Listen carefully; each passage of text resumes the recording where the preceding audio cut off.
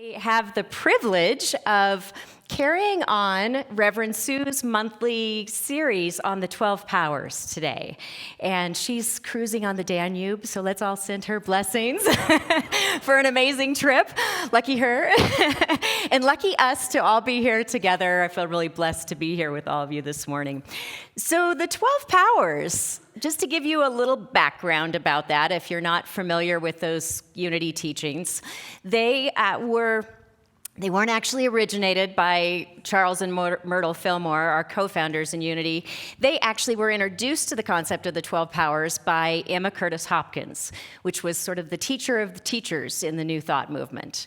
And Charles took those concepts of the 12 powers and took it deeper and built more of a foundation around it, wrote a book in 1930, I think, called The 12 Powers, and there have been many books on it since. But the key concept of the 12 powers is that each of us within ourselves has 12 faculties or gifts or powers, if you will, our spiritual resources, that when we activate them and really live them, we will bring forth our full God self, our full God potential, our Christ self, if you will.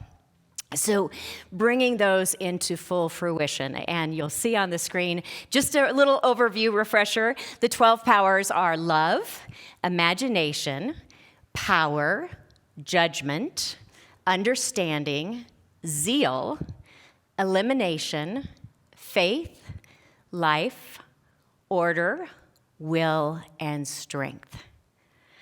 Those are the powers, the gifts, the resources, the faculties that we have within us that are available to us at any moment, at any time, to bring forth as we are walking this journey as spiritual beings having a human experience. Those are our spiritual resources. So today, I'm focusing on the power of power. A little redundant there, but the faculty of power, our gift of power. And it's not, let me just say right off, it's not power over others, people, or situations. It is about connecting with that power within ourselves to bring forth our higher nature, to really activate the power of our words and bring those forth into our lives. So many people, I was thinking about power and all the negative connotations that it can have in our society. You know, power is corrupt, money is power, power and greed. You know, there's all this feeling of manipulation and control over people or, situations in not the most positive light. So I want us to rethink about how we look at power today and really see what pure spiritual power means for our life, because it matters. It matters for us. And think about this for a minute. If we don't reframe that and we have that old context of power, why would we ever want to be powerful? We wouldn't want to be the things that are that negative piece, right? So we're stepping into that reframing of power. So what is pure power? Pure power, we can pull that up too, is our ability to change and build consciousness. Our ability to change and build consciousness. It's our ability to choose our thoughts and feelings. It's really, it ties into the third basic principle in unity, that our thoughts and our feelings create our experience of life. So it's our ability to choose those. And it's our ability to transform energy from one plane to another. So when we're in meditation, we grab hold of those divine ideas and we bring them into our lives. Right? It's our ability to move from one energy to another. Power is the power behind our words. When we speak words of truth, we're bringing forth that power, that spiritual divine power in us. It's our ability to heal. It's our ability to change our circumstances. And it's our ability to draw forth our good and be that good in the world, bring our light to the world. So what's the purpose of power? The purpose of power is to build our consciousness, to awaken and build that God consciousness within us. That's the purpose, to awaken to our greatness and to speak into that such that it moves us forward from a place of spiritual center and power, to live it out loud. So where do we find power? In the silence. We find power in the silence. So the 4 stages of power are that we start in the silence. We find that place of spiritual power in the silence when we drop into that place. And then a thought comes in, that divine idea. We live in a realm of infinite possibilities and infinite ideas. And so in the silence, we grab hold of that thought that's empowering, and we speak it. We give word to it. You know, Charles, when he elaborated on the 12 powers, he said that the power center, there were body centers for each of the powers. And he said the power center is in the throat, much like the throat chakra, right? So the power center is in the throat. But I believe, I'm going to expand on that. My personal take on it is that we catch hold of that thought and we feel it in our gut and in our heart and in our mind. And then we bring it forth through the throat. We give voice to it. We speak the word. And then it demonstrates. A lot of the books will say manifestation, but I'm not too keen on that word, y'all. Because it kind of sounds like, poof, I'm just going to think it and speak it, and boom, it's there, and that's kind of the misuse of spiritual malpractice, if you will. That's a whole other 5 talks, but demonstrate, right? We catch hold of that divine idea and we speak it, and then we can demonstrate in our lives, pray and move our feet, embody that thought and concept, that principle, and then we move forward with it in our lives. So those are the 4 stages. I had a very visceral experience of power this week that I just want to share with you, and physical experience of power. I have had 3 knee surgeries from September to February. Overdid it hiking the Colorado Trail a little bit. And so I've had these 3 knee surgeries. So I've been on this really pretty intense healing journey. And I've finally hired a very well-respected running coach this week, not because I want to run. That's not my thing. I love to hike and be in nature and connect with God there. But because I needed to repattern my movement. And as I was watching her videos, it was really kind of a wonderful metaphor for me, because she was talking about how people either can really lean forward when they run, or lean back, and that it's so important to find our center, to come from center. And I thought, what a beautiful metaphor for the power of power. Because if we're leaning forward, we're kind of being forceful, or we're working too hard, harder than we need to, or we have sort of a ungrounded zeal going on, really getting out there. Or if we're leaning back with our spiritual power, we're sort of holding ourselves back. Or maybe there's some limiting beliefs that are in our way. Or, we're just kind of frozen, whatever that holding back is. But if we come from center, if we really center ourselves in spirit, in the silence, right? That's where we find our spiritual center, is in the silence of our being, connecting with God, with spirit. When we come from that place, we are propelled forward with ease. And things happen so much faster in our lives, and in really unexpected ways, right? It takes new forms that we might not even have imagined, and even better than we could have imagined, when we come from that place of spiritual center. So how do we activate our gift of power? We know where it comes from and the stages of it. But how do we really activate it? We activate it, first of all, not by swimming around in our thoughts or running around in our mind, trying to kind of figure things out, and then grasping hold and trying to control the situation. That's not how we activate our gift of power. Not by giving our power away to some situation or relationship or something that we're flooded with feelings and emotions and things with, not by giving our power away. We don't activate it by timidly saying, oh, it's going to be okay, when really our whole focus and attention is on worry and doubt. That's not how we activate the power. How we activate it is actually our homework for the week. Those of you who have heard me talk before, you know I'm big on having steps to take away with. And today, so that we can live these principles, not just talk about them, which is our fifth basic principle in unity, right? That it's important to live these teachings and prove them, not just talk about them and study them. So our homework for the week is to activate our spiritual power by entering into the empowering silence. The empowering silence. Entering into the empowering silence. That's our spiritual work. That's how we activate the faculty of power within us. So what does that look like? It's different for each of us, isn't it?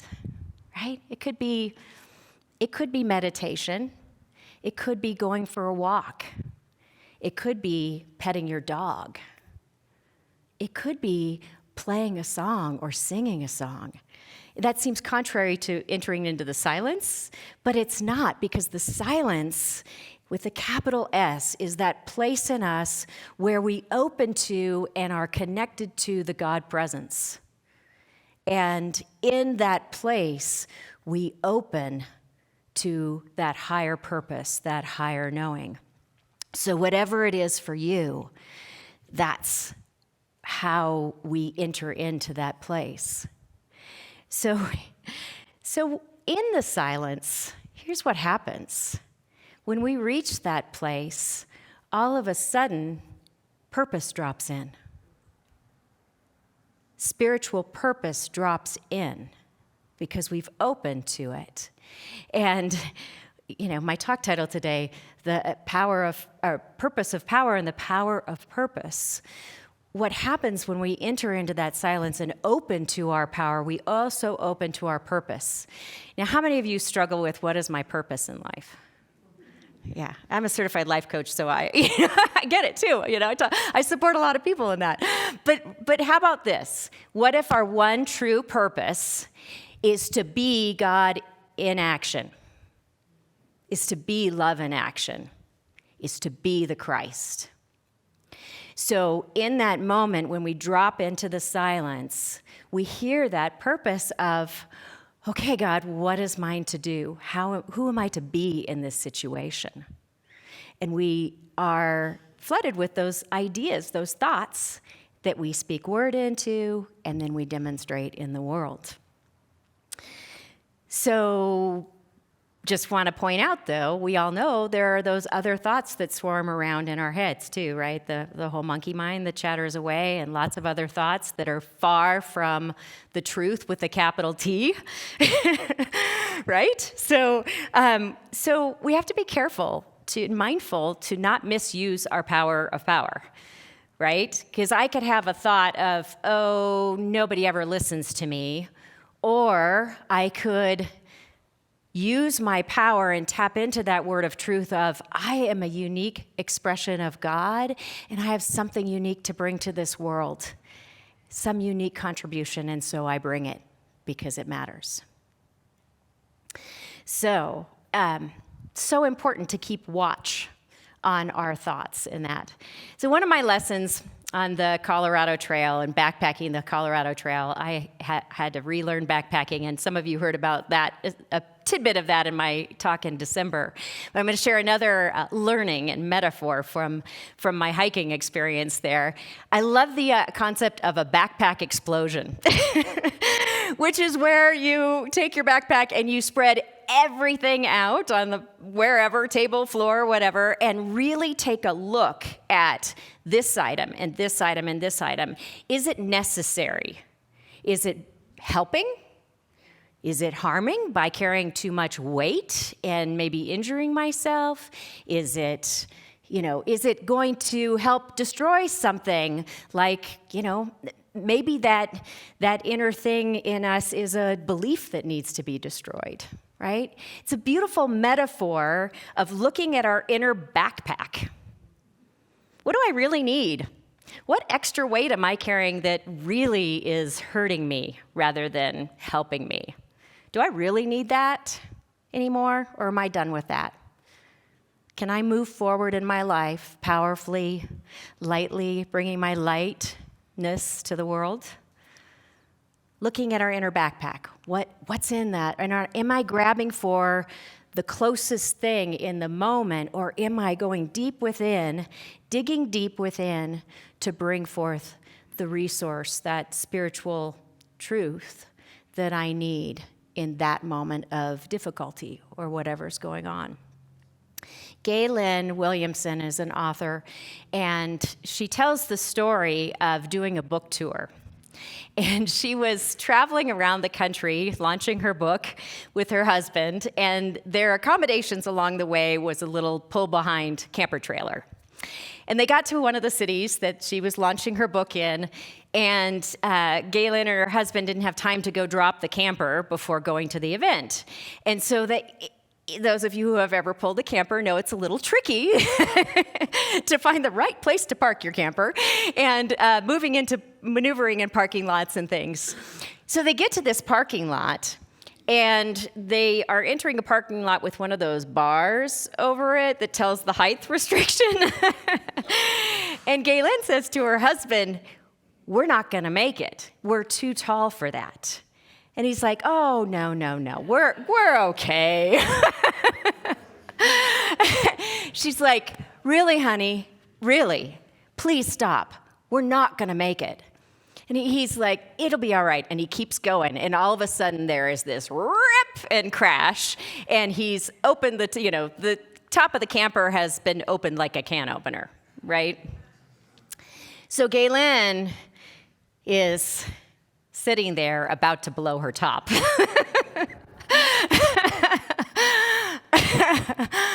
But here's what she did. She accessed that faculty of power. She dropped into the silence for a moment instead of blowing her top. Of course, she had all the emotions going on. She didn't deny those. She was angry and upset and all of that and was about to blow her top. But she looked at her husband's face, and she saw the anguish and the sadness. And she dropped in to the silence to catch hold of what words she should speak. And the thought came to her to do the unexpected, to give compassion and love. So she reached over and she gave her husband a big old hug and said, "It's okay, honey. We can fix the camper. It's just a thing. We can fix it. We can get it repaired." And she gave compassion in that moment. So important to access that power, that faculty of power within us when we choose our words, when we choose how we're going to speak to one another, how we're going to be with one another. And she goes on to say, "The sword of truth, the words we speak, can sculpt our lives.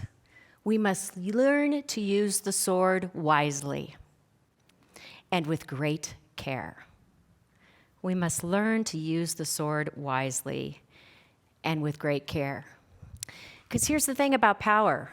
Power is expended the moment we speak the word. And we can't get it back. We expend it in that moment. So pausing in the silence to discern what's mine to share here, what's mine to say, puts the power of God into the moment. Power of God in expression. We pray and then move our feet, right? I love that quote by Maya Angelou that says, "I've learned that people will forget what you said, people will forget what you did, but people will never forget how you made them feel." And so when we're moving from center and when we're expressing from our spiritual power, people feel that, don't they? They feel it. And when we're moving from ego and we're like all uptight and angry and, melting down, and we speak something, they feel that too. They remember how that felt. So, whenever we demonstrate our spiritual power, it's not forgotten. It's not forgotten. People remember that. And the same is true for our inner world too, right? Let's just talk about that for a moment in our consciousness. When we speak words of truth, we feel it in our being, and that God energy, that consciousness, that vibration expands. And when we speak those limiting thoughts, we shrink and we contract, if you will. And we feel that too. We remember that feeling. And so we're remembering this week what it feels like to come from power in our center. I'm going to leave you with a question today and a thought. So 2 weeks short of 21 years ago, I was standing on the Unity Village stage being ordained and going through my graduation ceremony. And we were each asked to share a Bible passage that spoke to our credo, like who we were as a minister and our message. And so I want to leave you with one question for us to ask first. So first of all, this week, as we are entering into that empowered silence, I want to invite us to take in the question, how am I to use my gift of power at this time in my life? How am I to use my gift of power at this time in my life? And then as you hear the response, I want you to remember these words from 2 Timothy chapter 1, verse 6 and 7. For this reason, I remind you to rekindle the gift of God that is within you. For God did not give us a spirit of cowardice, but rather a spirit of power and of love and of self-discipline. And so it is. Amen.